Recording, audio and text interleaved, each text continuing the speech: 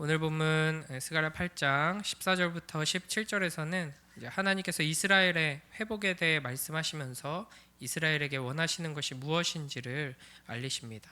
또 이어지는 18절부터 23절에서는 온 민족이 하나님 앞에 돌아오는 놀라운 비전을 보여주십니다. 먼저 14절 말씀을 좀 다른 번역으로 바른 성경으로 제가 한번 읽어보겠습니다. 만군의 여호와께서 이렇게 말씀하신다. 너희 선조들이 나를 노하게 하였을 때 나는 너희에게 재앙을 내리기로 작정하고 돌이키지 아니하였으나. 아멘.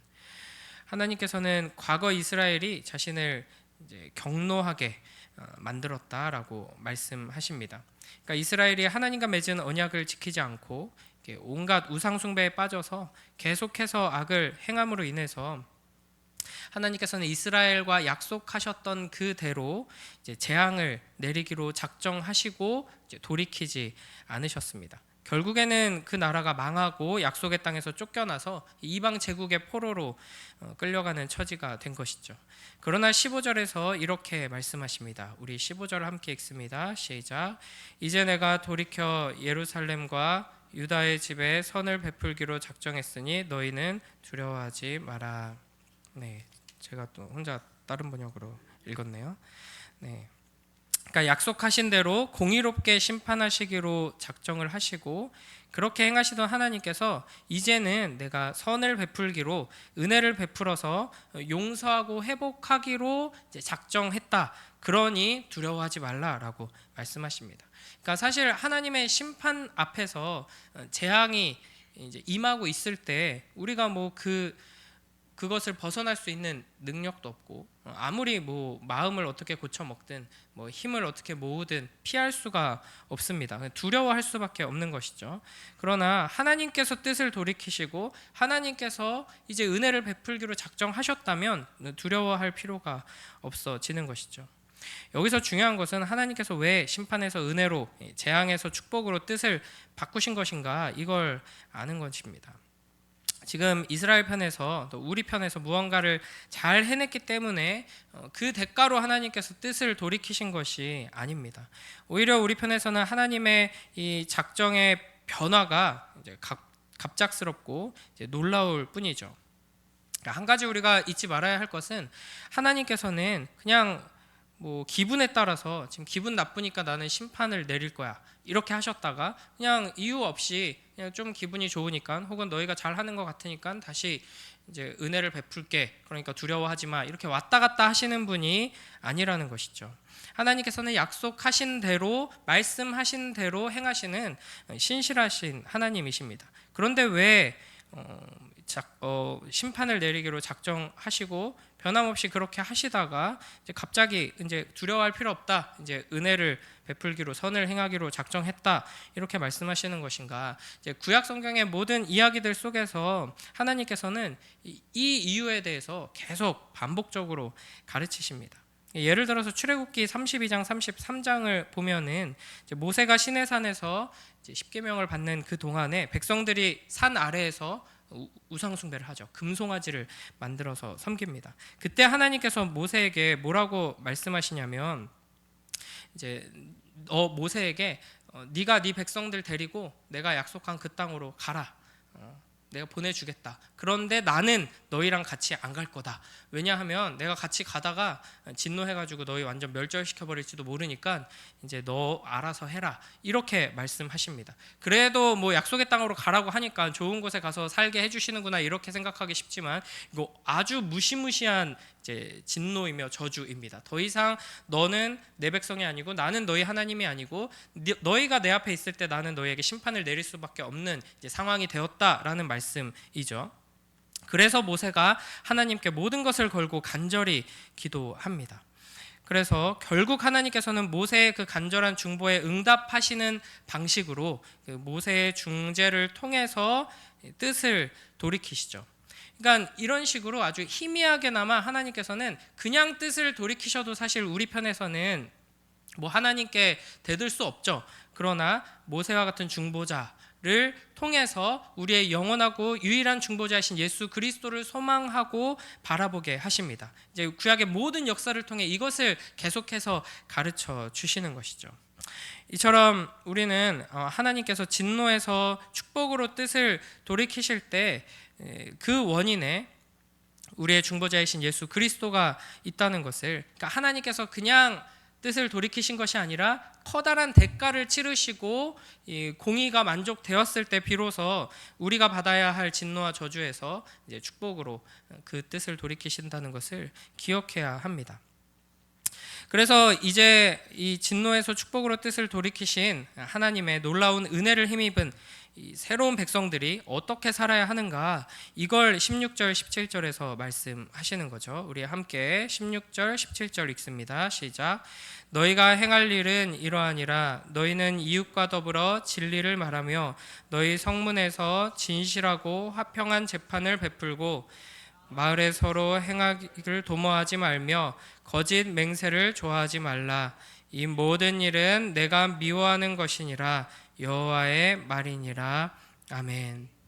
지금 이스라엘 백성들은 하나님께서 왜 뜻을 돌이키셔서 진노와 저주에서 축복으로 이제 작정하셨는가, 이걸 뭐 정확하게는 모릅니다.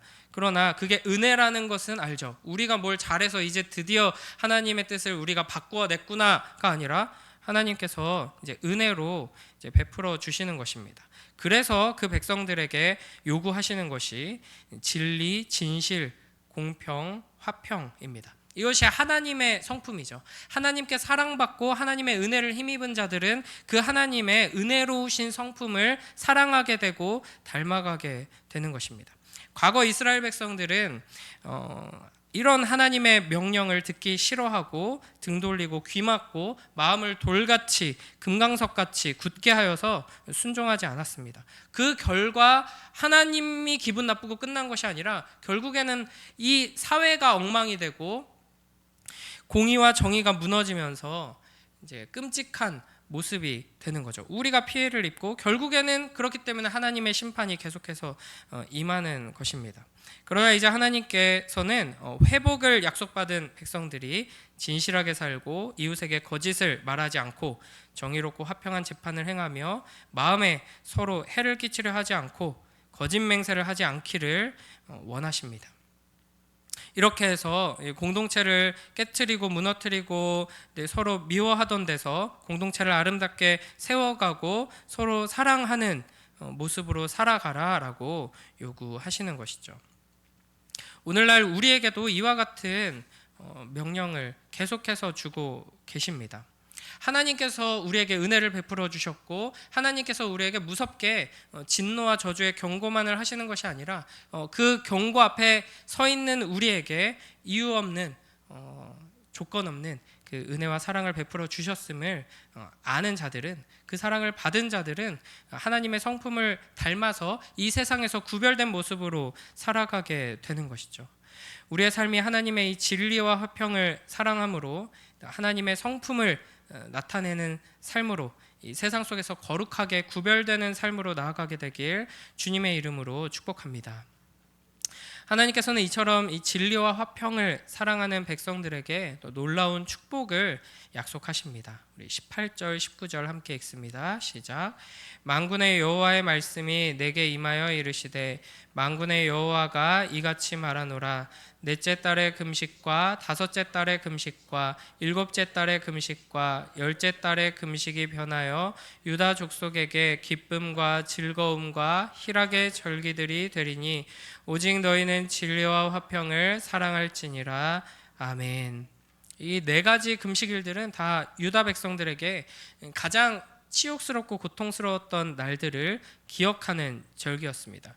그래서 넷째 달 금식은 예루살렘 성벽이 뚫리고 시드기야 왕이 이제 바벨론으로 끌려간 날이고요. 다섯째 달 금식은 이제 예루살렘 성전과 왕궁이 완전히 파괴된 날. 일곱째 달 금식은 이제 총독이었던 그달랴가 암살된 날이고요. 열째 달 금식은 예루살렘 성이 바벨론 군대에게 포위되기 시작한 날. 이 날들을 생각하면서 이제 금식했던 것이죠. 근데 이 모든 날들을 이제 기쁨과 즐거움과 희락의 절기로 바꿔주겠다라고 약속하십니다. 단순히 지나간 아픔들은 다 잊어라 하는 것이 아니라 그 아픔의 자리를 기쁨이 채우고 현재 받는 축복이 너무나 커서 과거에 아주 치욕스럽고 고통스러웠던 이 상처가 아무것도 아닌 것이 되는 그 참된 회복을 하나님께서 약속하고 계시는 것이죠. 그리고 이 약속 뒤에도 오직 너희는 진리와 화평을 사랑할지니라 라고 말씀하십니다. 그러니까 하나님께서는 계속해서 우리에게 축복을 약속하시고 내가 너의 하나님이다. 그러므로 내가 너희를 지키겠다. 너희를 인도한다. 너희와 함께한다. 하면서 우리에게 계속 약속을 주시면서 동시에 그러니까 내가 이렇게 너희를 사랑하고 내가 너희에게 이러한 은혜를 베푸니 너희는 나의 이 거룩함을 닮아가고 추구하고 정직하게 아름답게 살아가라 라고 계속해서 명령하시는 것이죠. 그러니까 이 순서를 우리가 잘 알아야 합니다. 하나님께서 정직해라, 사랑해라, 희생해라 뭐 이렇게 명령만 하는 걸로 생각하면 그게 우리에게는 거부감이 들죠. 그게 우리의 본성입니다. 그러나 먼저 하나님께서 어떻게 우리를 사랑하셨는지를 깨닫고 그 사랑에 감격하는 상태에 있는 자에게 하나님께서 사랑으로 명령하신다는 것을 안다면 우리는 기쁨으로 순종하며 하나님의 거룩하심을 나타내는 삶으로 나아가게 될 것입니다. 이와 같은 은혜가 우리의 심령 가운데, 우리의 삶 가운데 풍성하게 경험되어서 기쁨으로 감사함으로 하나님의 명령들에 순종하는 자리까지 나아가는 우리 모두가 되길 주님의 이름으로 축복합니다. 마지막으로 하나님께서는 하나님의 백성들이 진리와 화평을 사랑하며 살 때 그들을 통해서 이제 어떤 일이 일어나는가, 온 세상이 하나님을 알게 될 것이다 하는 위대한 약속을 주십니다. 우리 마지막 20절부터 23절까지 함께 읽어보겠습니다. 시작. 만군의 여호와가 이와 같이 말하노라. 다시 여러 백성과 많은 성읍의 주민이 올 것이라. 이 성읍 주민이 저 성읍에 가서 이르기를 우리가 속히 가서 만군의 여호와를 찾고 여호와께 은혜를 구하자 하면 나도 가겠노라 하겠으며, 많은 백성과 강대한 나라들이 예루살렘으로 와서 만군의 여호와를 찾고 여호와께 은혜를 구하리라. 만군의 여호와가 이와 같이 말하노라. 그날에는 말이 다른 이방 백성 10명이 유다 사람 하나의 옷자락을 잡을 것이라. 곧 잡고 말하기를 하나님이 너희와 함께 하심을 들었나니 우리가 너희와 함께 가려 하노라 하리라 하시니라. 아멘. 그러니까 하나님의 은혜와 축복을 받은 자들이 하나님의 그 사랑 안에서 하나님의 거룩하심을 닮아서 하나님께서 우리에게 명령하시는 공의롭고 아름다운 그 사랑의 삶을 살아갈 때, 서로 사랑하고 하나님을 사랑하고 이웃을 사랑하는 그 삶을 살아갈 때 결국에는 어떤 일이 일어나는가?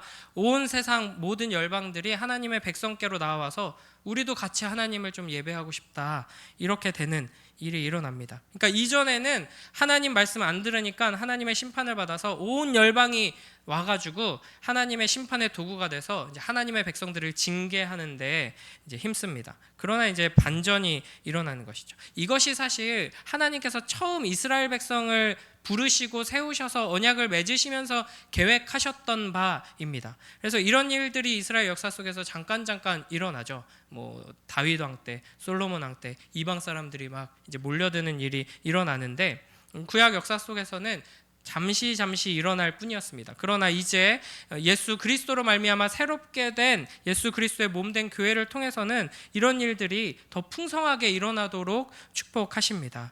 우리가 하나님의 말씀대로 순종하며 하나님 사랑, 이웃 사랑의 삶을 살아갈 때 우리의 삶에는 이 세상이 줄 수 없는 참된 평안과 결코 흔들리지 않는 영원한 기쁨과 또 세상이 이해할 수 없는 그 강력하고 놀라운 사랑이 나타나게 될 겁니다. 그때 우리가 막 어떻게든 사람들을 끌어오려고 하고 뭐 돈으로, 힘으로, 권력으로 막 하나님 앞에 데리고 나오려고 했을 때 되지 않았던 놀라운 일이, 사람들이 오히려 우리를 찾아와서 네가 믿는 하나님은 어떤 분이냐, 도대체 어떻게 하면 너희와 같이 세상이 줄 수 없는 그 이상한 기쁨, 이상한 사랑, 그런 삶을 살아갈 수 있느냐, 이렇게 물어보게 될 것입니다. 하나님께서 이 비전을 우리에게 주십니다. 이 꿈을 함께 품고 함께 꾸며 하나님의 영광이 나타나는 그런 우리의 삶이, 또 우리의 가정이, 우리의 교회가 되길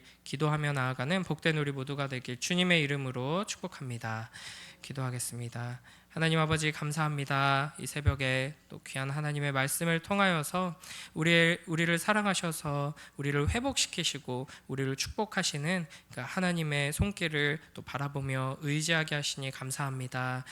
구약 이스라엘 백성들과 같이 우리도 여전히 너무나도 어리석고 악하고 완고한 면들이 많이 있습니다. 그러나 하나님의 사랑이 계속해서 부어질 때 우리의 마음이 부드러워지고 우리의 삶이 변화될 것을 믿습니다. 그렇게 되길 간절히 소원합니다. 주님, 하나님의 사랑으로 우리를 채우셔서 우리의 삶이 변화되게 하시고 우리의 가정이 변화되게 하시고 우리의 공동체가 하나님의 사랑으로 충만케 되도록 역사하셔서 아버지 하나님, 이 세상 모든 민족, 모든 사람들이 우리를 통하여서 하나님을 보고 우리를 통하여서 예수 그리스도를 만날 수 있도록 역사하여 주시옵소서. 감사드리며 예수님 이름으로 기도드립니다. 아멘.